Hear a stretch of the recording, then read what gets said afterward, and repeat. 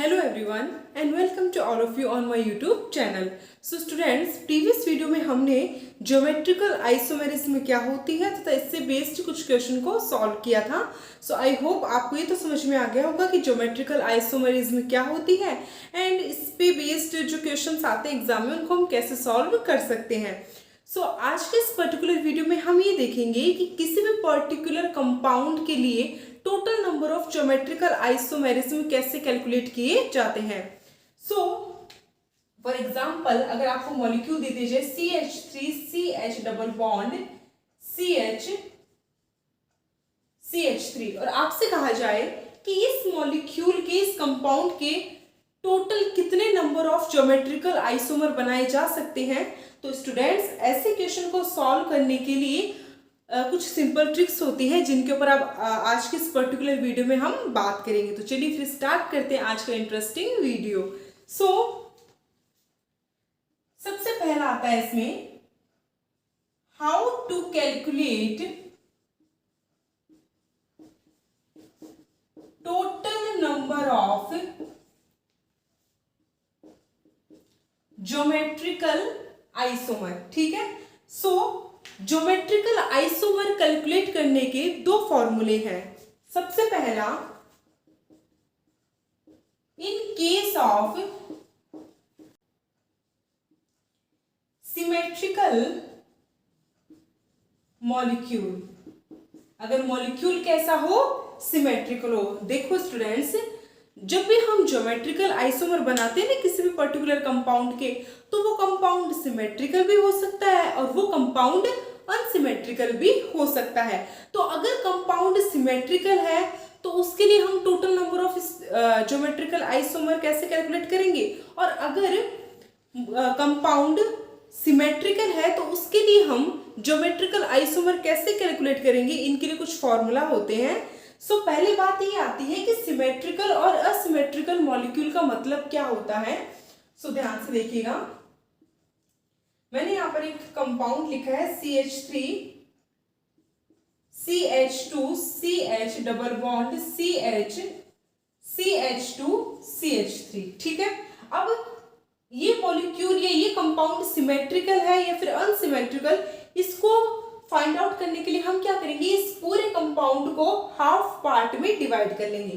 ठीक है. Half part का मतलब 1 2 3 4 5 6, यहाँ पर 6 कार्बन ना, तो 3 कार्बन को डिवाइड कर लो, यानी हम डिवाइड करेंगे इस डबल बॉन्ड से. यहाँ पर भी देखो 1 2 3 कार्बन, यहाँ पर भी 1 2 3 कार्बन. ठीक है. तो हमने क्या किया, कंपाउंड को 2 पार्ट्स में डिवाइड कर लिया. अगर कंपाउंड को डिवाइड करने के बाद में दोनों तरफ नंबर ऑफ ग्रुप सेम है तो वो मॉलिक्यूल सिमेट्रिकल मॉलिक्यूल होगा. जैसे फॉर एग्जांपल यहाँ पर हम क्या, यहाँ पर हमने क्या किया, यहाँ पर इसको 2 पार्ट्स में डिवाइड किया. चलिए चेक करते हैं कि क्या दोनों तरफ ग्रुप या फिर नंबर ऑफ कार्बन सेम है या नहीं. तो जैसे कि आप देख सकते हैं यहाँ पर कौन सा ग्रुप है, CH CH2 CH3, और इस साइड कौन सा ग्रुप है, CH CH2 CH3, because double bond के दोनों तरफ सेम ग्रुप प्रेजेंट है. क्या बोला मैंने कि डबल बॉन्ड के दोनों तरफ अगर सेम ग्रुप प्रेजेंट है तो वह मॉलिक्यूल या फिर वह कंपाउंड सिमेट्रिकल होगा. तो जैसे कि आप देख सकते हैं यहां पर डबल बॉन्ड के दोनों तरफ सेम ग्रुप प्रेजेंट है, इसका मतलब ये कंपाउंड कैसा है, सिमेट्रिकल है. अब देखते हैं कि अनसिमेट्रिकल मॉलिक्यूल किसे कहेंगे. अब आपको थोड़ा सा आइडिया आ गया होगा, जैसे कि CH3 CH double bond CH2 CH3. ठीक है. अब यहां पर भी क्या करते हैं, हम चेक करते हैं डबल बॉन्ड को. ठीक है. यहां पर क्या करेंगे, सिमेट्रिकल या अनसिमेट्रिकल को चेक करने के लिए हम क्या करेंगे, हम देखेंगे डबल बॉन्ड को. अगर डबल बॉन्ड के दोनों तरफ सेम ग्रुप है तो मॉलिक्यूल सिमेट्रिक होगा, और अगर डबल बॉन्ड के दोनों तरफ प्रेजेंट ग्रुप सेम नहीं है तो वो मॉलिक्यूल अनसिमेट्रिकल होगा. जैसे फॉर एग्जांपल यहाँ पर अगर हम देखें तो डबल बॉन्ड की एक तरफ तो CH ग्रुप है और दूसरी तरफ CH2CH3 ग्रुप है, बिकॉज डबल बॉन्ड के दोनों तरफ प्रेजेंट ग्रुप सेम नहीं है, इसका मतलब ये कंपाउंड कैसा होगा, अनसिमेट्रिकल होगा। ठीक है, तो ओवरऑल हम ये कह सकते हैं कि अगर आपको चेक करना हो ना कि कोई कंपाउंड सिमेट्रिकल कब है और अनसिमेट्रिकल कब है, तो इसके लिए आपको क्या करना होगा, आपको चेक करना होगा डबल बॉन्ड को। ठीक है, अगर डबल बॉन्ड के दोनों तरफ प्रेजेंट ग्रुप डिफरेंट है, इसका मतलब वो मॉलिक्यूल अनसिमेट्रिकल है, और अगर डबल बॉन्ड के दोनों तरफ प्रेजेंट ग्रुप सेम है, इसका मतलब वो मॉलिक्यूल सिमेट्रिकल होगा। तो हम देखते हैं कि अगर मॉलिक्यूल सिमेट्रिकल हो तो उस केस में कैसे हम total number of geometrical isomer calculate कर सकते हैं। तो स्टूडेंट्स, इसके एक फॉर्मूला होता है, वो फॉर्मूला है capital N is equal to 2n-1 plus 2p-1। इस फॉर्मूले को आप फटाफट नोट कर लीजिए, because this formula is very very important to calculate total number of geometrical isomer in the case of symmetrical molecule. ठीक है, सो अगर मॉलिक्यूल सिमेट्रिकल है तो total number of geometrical isomer calculate करने के लिए हम कौन से फॉर्मूले का यूज करेंगे, हम यूज करेंगे capital N is equal to 2n-1 plus 2p-1, जहां पर where capital N is equal to total number of geometrical isomer, GI मैंने शॉर्ट में लिखा है GI, जिसका मतलब होता है ज्योमेट्रिकल आइसोमर। तो कैपिटल N का मतलब तो क्या है, total number of geometrical isomer. Small n का मतलब है नंबर ऑफ स्टीरियोजेनिक सेंटर और डबल बॉन्ड। ठीक है, स्मॉल n का मतलब क्या है बच्चों, स्मॉल n का मतलब है नंबर ऑफ स्टीरियोजेनिक सेंटर या फिर स्टीरियोजेनिक डबल बॉन्ड। ठीक है, स्टीरियोजेनिक का मतलब होता है कायरल। ठीक है, स्टीरियोजेनिक वर्ड का हम मीनिंग किसके थ्रू आउट देख सकते हैं, कायरल के। ठीक है, मतलब अगर किसी भी कार्बन कार्बन डबल बॉन्ड के, किसी भी कार्बन कार्बन डबल बॉन्ड में प्रत्येक कार्बन से दो डिफरेंट ग्रुप जुड़े हुए हैं ना,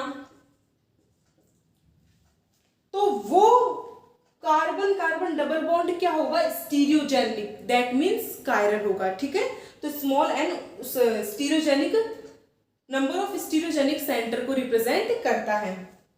P क्या है, तो ध्यान से देखना, P is equal to n/2, P is equal to n/2 होगा इफ n की वैल्यू क्या आ जाए, E1 आ जाए।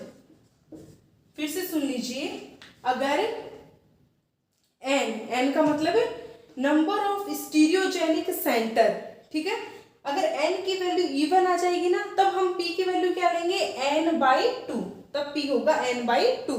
बट अगर if n is equal to odd, अगर n की वैल्यू ओड आ जाए, उस केस में P की वैल्यू क्या हो जाएगी, n+1/2।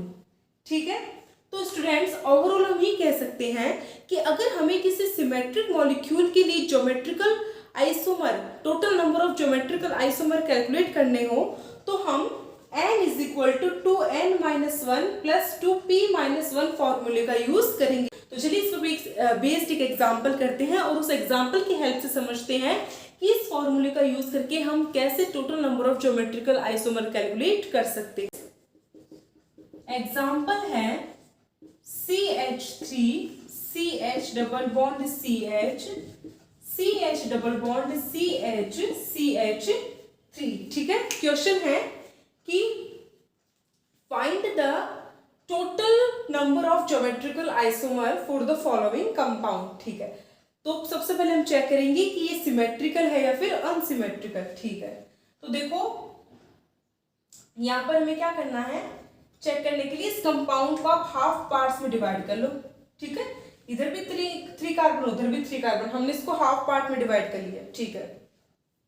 सो अगर ये ग्रुप और ये ग्रुप सेम है तब तो ये क्या होगा, सिमेट्रिकल होगा। तो जैसा कि आप देख सकते हैं यहाँ पर कौन सा ग्रुप प्रेजेंट है, CH double bond CH CH3, और इस side CH double bond CH CH3, because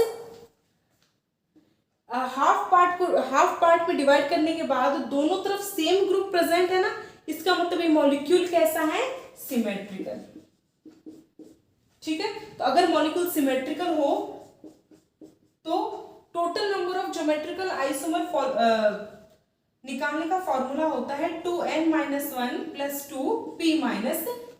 तो चलिए निकालते हैं। सबसे पहले हम क्या निकालेंगे, n। चलो देखते हैं कि इसमें n की वैल्यू कितनी है। हमने बात की थी ना, n का मतलब स्टीरियोजेनिक सेंटर, यानी stereogenic carbon carbon double bond. तो देखो यहाँ पर 2 डबल बॉन्ड प्रेजेंट है, ठीक है। तो चेक करते हैं कि क्या ये दोनों डबल बॉन्ड स्टीरियोजेनिक यानी कायरल है या फिर नहीं है। तो देखो अगर मैं इस कंपाउंड को ओपन करके लिखूं ना तो कैसे लिखा जाएगा, ये पहले डबल बॉन्ड बना लो। ये रहा कार्बन कार्बन डबल बॉन्ड, इस कार्बन से एक तरफ हाइड्रोजन जुड़ा हुआ है, एक तरफ CH3 जुड़ा हुआ है। अब आ जाओ इस कार्बन पर एक तरफ हाइड्रोजन जुड़ा हुआ है और एक तरफ ये वाला ग्रुप जुड़ा हुआ है, ठीक है। अब इस कंपाउंड को भी खोल के लिख लेते हैं। तो देखो इस कार्बन से एक तरफ तो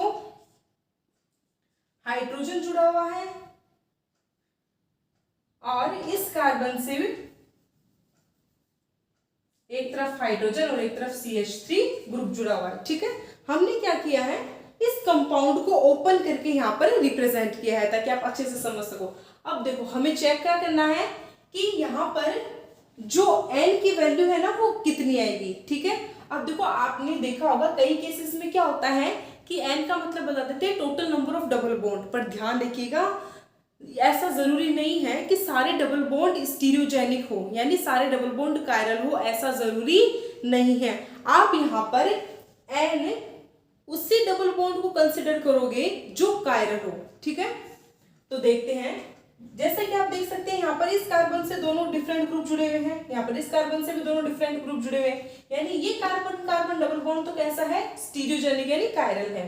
इसको चेक करते हैं, इस कार्बन से भी 2 डिफरेंट ग्रुप जुड़े हुए हैं और इस कार्बन से भी 2 डिफरेंट ग्रुप जुड़े हुए हैं, यानी ये डबल बॉन्ड भी कैसा है, स्टीरियोजेनिक है। तो यहाँ पर n की वैल्यू कितनी आ गई हमारे पास, n की वैल्यू निकल के आ गई 2, ठीक है। अब बिकॉज n की वैल्यू इवन आ गई ना, तो जब n की वैल्यू इवन आती है तो हम p कैसा निकालते हैं, n/2 से। तो n की वैल्यू 2 है तो 2/2 = 1। तो n की वैल्यू 2 आ गई, p की वैल्यू 1 आ गई। तो चलिए इस फॉर्मूले में पुट करते हैं हम। सो n = 2, n की वैल्यू है 2 तो 2 - 1 + 2, p की वैल्यू है 1 तो 1 - 1। सो यहाँ पर 2 - 1 हो जाएगा 1, तो 2 की पावर 1 प्लस यहाँ पर क्या हो जाएगा 2 की पावर 0। स्टूडेंट अगर किसी की भी पावर 0 आती है इसका मतलब कितना होता है 1। यहाँ पर 2 1 जा 2, तो 2 + 1 = 3। तो यहाँ पर total number of geometrical isomer कितने आ गए, 3 आ गए ना। तो स्टूडेंट्स इस प्रकार हम इस फॉर्मूले की हेल्प से इजीली किसी भी सिमेट्रिकल मॉलिक्यूल के लिए total number of geometrical isomer calculate कर सकते हैं। नेक्स्ट एग्जांपल सॉल्व करते हैं। अब देखो क्वेश्चन है find the total number of geometrical isomer for the following compound. अब हमें क्या करना है, इस कंपाउंड के लिए total number of geometrical isomer calculate करना है। इसके लिए आप क्या चेक करोगे कि मॉलिक्यूल सिमेट्रिकल है या फिर अनसिमेट्रिकल है।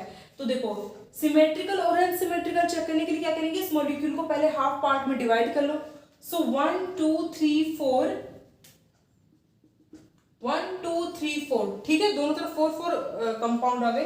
अब चेक करो कि इस तरफ यानी लेफ्ट हैंड साइड और right hand side present group same है या फिर डिफरेंट। अगर सेम है तो वो मॉलिक्यूल सिमेट्रिकल होगा, डिफरेंट है तो वो मॉलिक्यूल अनसिमेट्रिकल होगा। तो जैसे कि आप देख सकते हैं इस तरफ कौन सा ग्रुप प्रेजेंट है, CH डबल बॉन्ड CH, इधर भी CH डबल बॉन्ड CH, फिर CH double bond CH2, CH double bond CH2, because दोनों तरफ सेम ग्रुप प्रेजेंट है, इसका मतलब ये मॉलिक्यूल कैसा है, ये कंपाउंड सिमेट्रिकल है।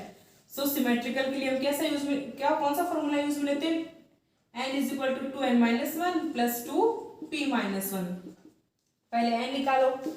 अब देखो आप में से कुछ बच्चे क्या करेंगे, यहाँ पर डबल बॉन्ड को देखकर n की वैल्यू पुट कर देंगे। जैसे फॉर एग्जांपल यहाँ पर 4 डबल बॉन्ड है ना, 1 2 3 4, तो आप क्या लिख दोगे n इज इक्वल टू 4 की भाई 4 डबल बॉन्ड है और सारे के सारे स्टीरियोजेनिक होंगे तो n की वैल्यू 4 आ जाएगी। अगर आप ऐसा करते हैं तो आपका क्वेश्चन हो जाएगा रॉन्ग।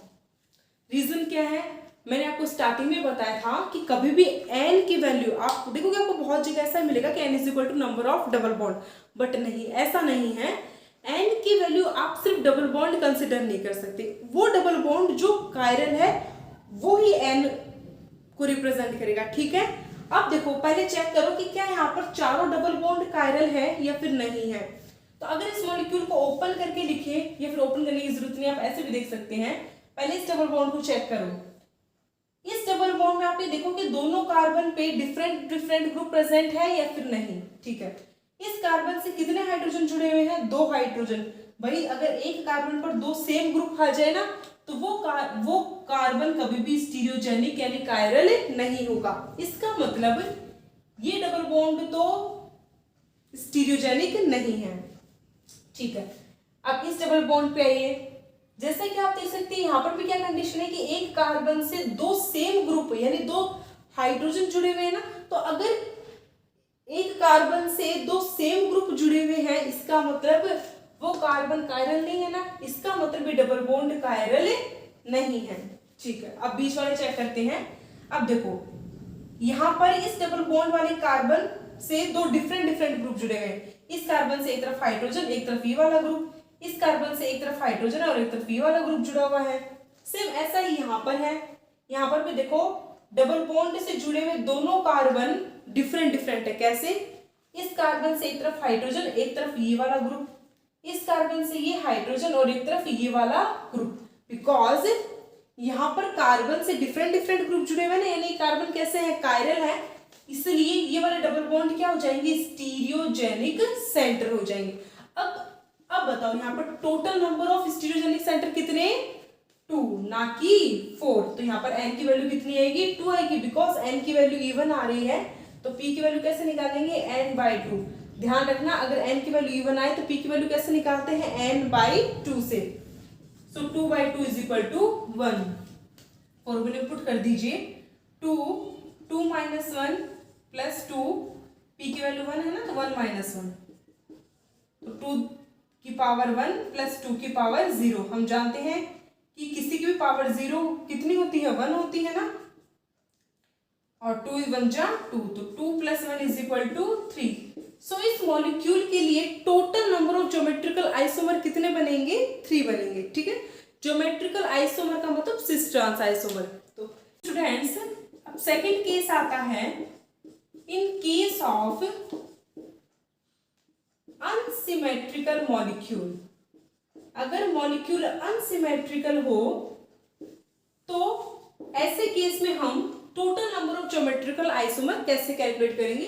तो इसके लिए फॉर्मूला होता है सिंपल सा, n is equal to 2 to the power n, जहां पर n क्या है, नंबर ऑफ स्टीरियोजेनिक सेंटर यानी नंबर ऑफ कायरल सेंटर, और कैपिटल N क्या है, टोटल नंबर ऑफ ज्योमेट्रिकल आइसोमर। तो भाई कितना सिंपल फॉर्मूला, इसे तो हम बहुत आसानी से निकाल सकते हैं total number of geometrical isomer. जैसे for example CH3 CH double bond CH CH2 CH3, ठीक है, ये कंपाउंड है। सो चलिए चेक करते हैं कि कंपाउंड सिमेट्रिकल है या फिर अनसिमेट्रिकल है। तो अब देखो 1 2 3 4 5 कार्बन है ना, तो आप क्या करोगे, यहां से देखो इसको, यहां पर कौन सा ग्रुप प्रेजेंट है, डबल बॉन्ड CH CH3, और इस साइड कौन सा ग्रुप प्रेजेंट है, CH2 CH CH2 CH3। Because double bond के दोनों तरफ सेम ग्रुप प्रेजेंट नहीं है, डबल बॉन्ड के दोनों तरफ डिफरेंट ग्रुप प्रेजेंट है ना, इसका मतलब ये मॉलिक्यूल कैसा होगा, अनसिमेट्रिकल होगा। तो भाई अगर मॉलिक्यूल अनसिमेट्रिकल हो तो उसके लिए total number of geometrical isomer find out करने का सिंपल सा फॉर्मूला होता है n is equal to 2 the power n। तो अब देखते हैं यहाँ पर n की वैल्यू, ठीक है। स्मॉल n का मतलब क्या है, नंबर ऑफ स्टीरियोजेनिक सेंटर यानी कायरल डबल बॉन्ड। यहाँ पर एक सिंगल डबल बॉन्ड है। अब देखते हैं कि कायरल है या फिर नहीं। तो इस कार्बन से दो डिफरेंट ग्रुप जुड़ रहे हैं और इस कार्बन से दो डिफरेंट ग्रुप जुड़ रहे हैं, ठीक है। इसका मतलब ये डबल बॉन्ड क्या है, कायरल है ना। तो यहाँ पर n की वैल्यू कितनी आ गई, 1, कि भाई एक कायरल सेंटर प्रेजेंट है, यहाँ पर एक कायरल डबल बॉन्ड प्रेजेंट है। तो इसके कितने आइसोमर बनेंगे, 2 the power 1 is equal to 2, यानी इसके टोटल दो ज्योमेट्रिकल आइसोमर बनेंगे, एक सिस और एक ट्रांस। ऐसे ही next example, CH3 CH double bond CH, CH double bond CH, C2H5। जैसे कि आप देख सकते हैं, अगर मॉलिक्यूल को हाफ पार्ट्स में डिवाइड करें ना, तो यहाँ पर CH double bond CH CH3 group present है और इस side CH double bond CH C2H5 group present है। बिकॉज दोनों तरफ डिफरेंट ग्रुप प्रेजेंट है तो ये मॉलिक्यूल कैसा होगा, अनसिमेट्रिकल। इसके लिए हम total number of geometrical isomer find out करेंगे इस फॉर्मूले की हेल्प से, ठीक है। तो पहले हम देखते हैं कि इसमें कितने स्टीरियोजेनिक डबल बॉन्ड प्रेजेंट है, ठीक है। तो देखो, इस कार्बन से दो डिफरेंट ग्रुप, इस कार्बन से ये दो डिफरेंट ग्रुप जुड़े हुए हैं, यानी ये डबल बॉन्ड कैसा हो गया, स्टीरियोजेनिक। अब बात आती है इस पर, देखो इस कार्बन से एक, अब देखो ये हाइड्रोजन मतलब ऐसे जुड़ रखा है ये हाइड्रोजन, तो देखो इस कार्बन से ये दो डिफरेंट ग्रुप जुड़े हुए हैं और इस कार्बन से भी एक तरफ तो ये ग्रुप जुड़ा हुआ है और एक तरफ, इस कार्बन से एक तरफ तो ये हाइड्रोजन जुड़ा हुआ है, एक तरफ ये C2H5 जुड़ा हुआ है, ऐसे। तो बिकॉज दोनों कार्बन से अलग अलग ग्रुप जुड़ रखे हैं ना, तो ये डबल बॉन्ड भी कैसा हो जाएगा, स्टीरियोजेनिक हो जाएगा। तो यहाँ पर n की वैल्यू कितनी आ गई, 2 आ गई। तो फॉर्मूले पुट करते हैं, सो n इज इक्वल टू 2, यहाँ पर n की वैल्यू 2 है ना, तो 2 the power 2, so 2 into 2 the power 2 मतलब 4। तो यहाँ पर टोटल कितने नंबर ऑफ ज्योमेट्रिकल आइसोमर बन सकते हैं, 4 ज्योमेट्रिकल आइसोमर बन सकते हैं। तो स्टूडेंट्स, इसी के साथ आज के इस पर्टिकुलर वीडियो में हमने, आज के इस पर्टिकुलर सेशन में हमने ये देखा कि किसी सिमेट्रिकल और अनसिमेट्रिकल मॉलिक्यूल के लिए हम total number of geometrical isomer कैसे फाइंड आउट कर सकते हैं। स्टूडेंट्स, यहाँ से क्वेश्चन आते हैं, बहुत सिंपल है, 2 फॉर्मूले याद रखने हैं। सिमेट्रिकल और असिमेट्रिकल क्या होता है वो मैंने आपको समझा दिया, फॉर्मूले याद करने हैं, और फॉर्मूले याद करने की जरूरत नहीं, आप 1-2 बार क्वेश्चन करोगे अपने आप आपको याद हो जाएगा। आज के लिए बस इतना ही। तो thanks for watching my video, thank you so much.